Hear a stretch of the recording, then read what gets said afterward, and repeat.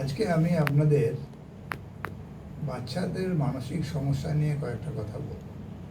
কারণ ভয়ঙ্কর রূপে বাচ্চাদের মধ্যে মানসিক সমস্যা বেড়ে চলেছে। এটা দেখা যাচ্ছে 7 জনের মধ্যে একজনের 10 থেকে 19 বছর বাচ্চার মধ্যে কোনো না কোনো মানসিক সমস্যা দেখা গেছে। এবং এটা যদি আমরা সারা বিশ্বে ধরি তাহলে 166 মিলিয়ন, তার মধ্যে 79 মিলিয়ন বয় আর 77 মিলিয়ন গার্লসের মধ্যে এই মানসিক সমস্যা দেখা যাচ্ছে। তাহলেই বুঝতে পারছেন এটা কত রকমের ভয়ঙ্কর ব্যাপার। এবং সুইসাইড একটা কমন কজ হয়ে দাঁড়িয়েছে আমাদের এখানে।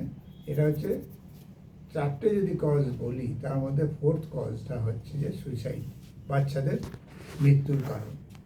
আর একটা বিষয় জেনে রাখা ভালো যে আমরা বড়দের মধ্যে যে সাইকিয়াট্রিক ডিসঅর্ডার বা মানসিক সমস্যা দেখি তার কিন্তু 50%ই শুরু হয় বাচ্চা অবস্থায়।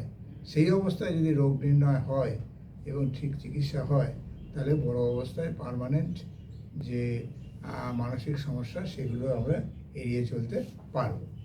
যদি আমরা পার্সেন্টেজ ওয়াইজ দেখি 100 জনের মধ্যে, তাহলে মেন্টাল ডিসঅর্ডার মেলের মধ্যে 6.42, ফিমেলের মধ্যে 8.86, এর মধ্যে অ্যাংজাইটি ডিসঅর্ডার হচ্ছে 7.87 এবং ফিমেলে 11.49। কন্ডাক্ট ডিসঅর্ডার যদি দেখি 8.66 হচ্ছে মেলে এবং 5.22 হচ্ছে ফিমেলে। Attention deficit hyper active disorder যদি দেখি 3.1 মেলে এবং 1.9 হচ্ছে ফিমেলে।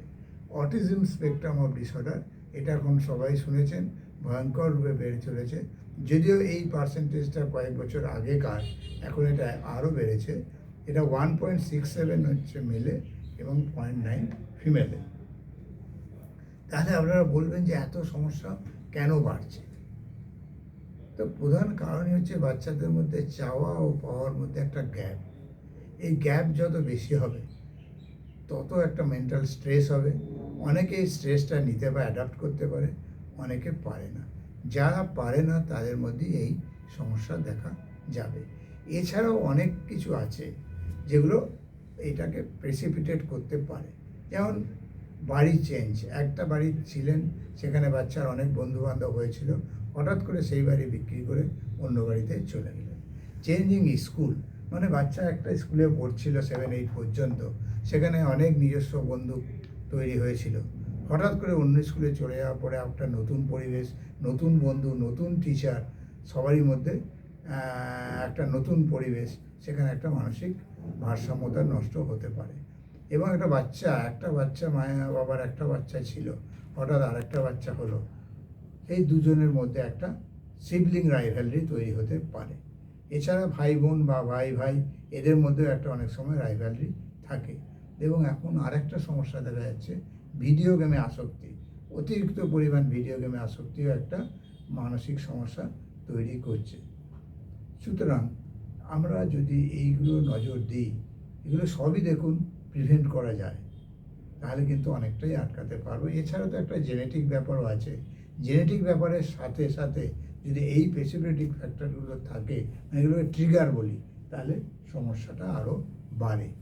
এছাড়া আমরা আরও দেখেছি যে একটা বাচ্চা যদি অনেক দিন ধরে ফিজিক্যাল ইলনেসে ভোগে, সে ঘরেতে একা থাকে, আইসোলেটেড, বন্ধু বান্ধবদের সঙ্গে মিশতে পারে না, সেটাও একটা মানসিক ভারসাম্য নষ্ট করার পক্ষে যথেষ্ট কারণ হয়ে দাঁড়ায়।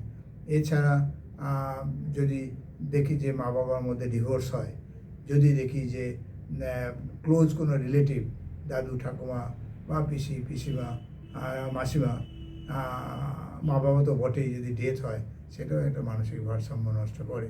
স্কুলে প্রেশার, বন্ধুবান্ধবদের টিজ করা, বুলিং করা, ফিজিক্যাল সেক্সুয়াল অ্যাবিউজও একটা কারণ। এবং দারিদ্রতা ও গৃহহীনতাও একটা কারণ।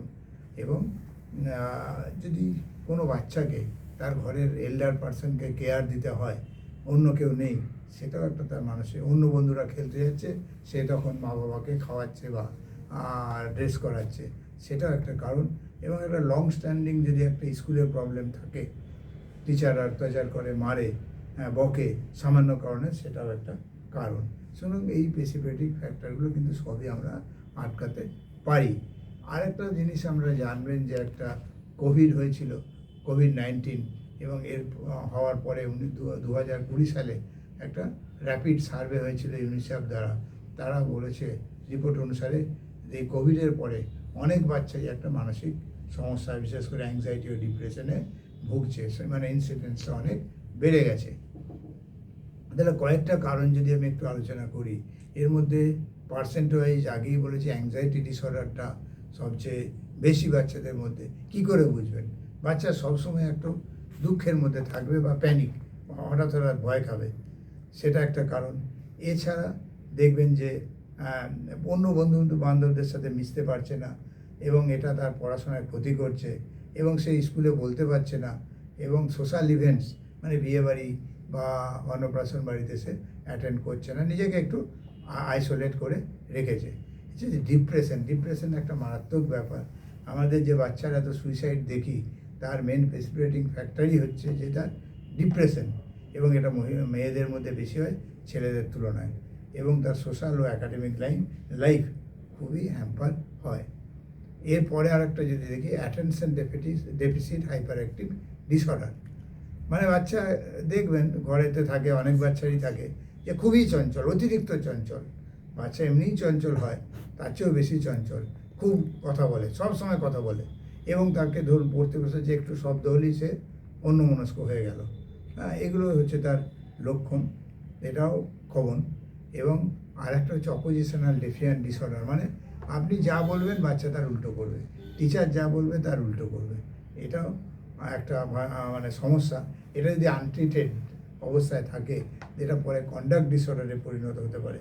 কন্ডাক্ট ডিসঅর্ডার মানে তো আপনারা নিশ্চয়ই দেখেছেন যে বাচ্চাদের মধ্যে থাকে, সে স্কুল গেল, বন্ধুদের পেন নিয়ে চলে এলো, তার হয়তো ঘরে অনেক পেন, সে স্কুল গেল, ব্যাগ চুরি করে নিয়ে চলে এলো, বই নিয়ে চলে এলো, কোনো প্রয়োজন ছাড়াই তার ঘরে হয়তো সেই বইটা আছে। এই যে বিহেভিয়ারাল ডিসঅর্ডার, এটাকেই আমরা কন্ডাক্ট ডিসঅর্ডার বলে থাকি। এছাড়া ইটিং ডিসঅর্ডারও একটা খুবই ভয়ঙ্কর দেখা যায়, বিশেষ করে মেয়েদের মধ্যে বেশি। 3 ধরনের হয়, অ্যানোরেক্সিয়া নার্ভোসা হতে পারে, বুলিমিয়া নার্ভোসা হতে পারে, বিঞ্জ ইটিং হতে পারে। তাহলে অ্যানোরেক্সিয়া নার্ভোসা কাকে বলবো? যে বাচ্চা খাচ্ছে না, ওজন কমাচ্ছে, একদম এত খাবার কমিয়ে দিয়েছে যে সে লিন অ্যান্ড থিন হয়ে গেছে, তবুও সে খাচ্ছে না। আচ্ছা, বুলিমিয়া নার্ভোসা কাকে বলবো? যে খাবে, বেশি বেশি খেয়ে নেবে, তারপর সে বমি করে তুলে দেবে বা পার্গেটিভ খেয়ে পায়খানা করবে, যে ওজন বেড়ে যাবে এই ভয়ে। এবং বিঞ্জ ইটিং আছে, সে একটা টাইমে প্রচুর খেয়ে নেবে, তারপরে আবার খাবে না, কিন্তু এখানে সে পার্গেটিভ বা বমি করবে না, খেয়ে নেবে একটা টাইমে অনেক, তারপর আবার খাবে না, কিন্তু বমি বা পায়খানা করবে না। সুইসাইড তো আগেই বলেছি, 4th common cause of death. এটা অনেক কারণ, ডিপ্রেশন তার একটা মেন কারণ, এবং ডিজিটাল মিডিয়ারও একটা রোল আছে। ডিজিটাল মিডিয়ার জন্য এটা বেড়েও যেতে পারে, আবার ডিজিটাল মিডিয়া যদি ইচ্ছা করে এটাকে কমাতেও পারে।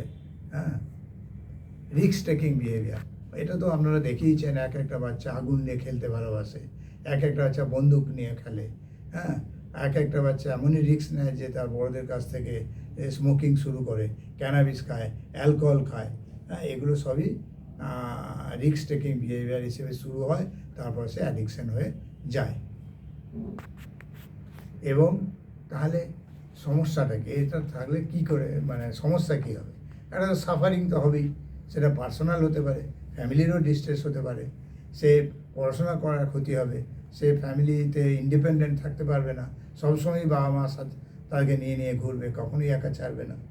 এবং সে সোসাইটিতেও একটা তাকে ডিসক্রিমিনেট করবে, তাকে খ্যাপা বলবে বা পাগল বলবে, সে অন্যরা বিভিন্নভাবে ব্যবহার করবে, এবং সে এটার ফলে সে আনপ্রোটেক্টেড সেক্স করতে পারে, এক্সেসিভ অ্যালকোহল খেতে পারে, এবং ভায়োলেন্সের জন্য সে কাউকে মেরে মারধরও করতে পারে, এবং সুইসাইডও করতে পারে, এবং ওভারডোজ অফ ড্রাগসও এর থেকে হতে পারে এর ফলস্বরূপ। তাহলে আপনি বুঝবেন কী করে?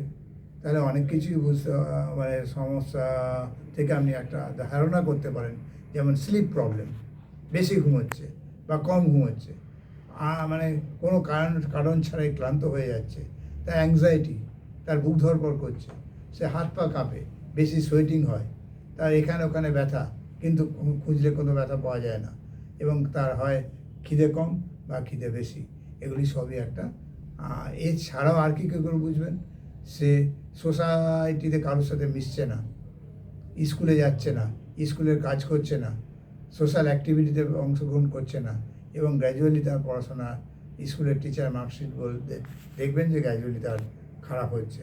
সে ড্রাগস নিতে পারে, অ্যালকোহল নিতে পারে, হ্যাঁ, এবং হাই রিস্ক বিহেভিয়ার, যেমন হচ্ছে রেকলেস ড্রাইভিং, এত স্পিডে মোটরসাইকেল চালাচ্ছে এবং আগুন নিয়ে খেলছে, এগুলি সবই মানসিক সমস্যার লক্ষণ। তাহলে কী করবেন? তাহলে আমাকে আর্লি ডিটেকশন করতে হবে এবং ট্রিটমেন্ট করতে হবে। এবং এটা দেখা গেছে, দুর্ভাগ্য হলেও সত্যি, 75% চিলড্রেন সোসাইটিতে এই রোগটা চাইল্ডহুড অবস্থায় ধরা পড়ে না। বড়োতে যখন এটা পার্মানেন্ট হয়ে যায় তখন আর সে ওষুধ দিতে হয়, যেটা কাউন্সেলিংয়ে সেরে যেত সেটা এখন মেডিসিন দিতে হচ্ছে। সুতরাং আমাদের এটা আর্লি ডিটেক্ট করতে হবে, এবং চেষ্টা করবেন যাতে হসপিটালে ভর্তি না করে এবং কোনো ওষুধ না দিয়ে এটার চিকিৎসা হয়। কারণ একটা স্টিগমা হয়ে গেলে সেই স্টিগমা থেকে বেরিয়ে আসা আবার খুবই কষ্ট হয়। সুতরাং নন ফার্মাকোলজিক্যাল অ্যাপ্রোচ এবং উইদাউট অ্যাডমিশন ইন হসপিটাল আপনাকে এগোতে হবে। যদি চাইল্ডহুড অবস্থায় ধরতে পারি, তাহলে বড় অবস্থায় যে পার্মানেন্ট মেন্টাল ডিসঅর্ডার, সেটা আমরা আটকাতে পারব। নমস্কার।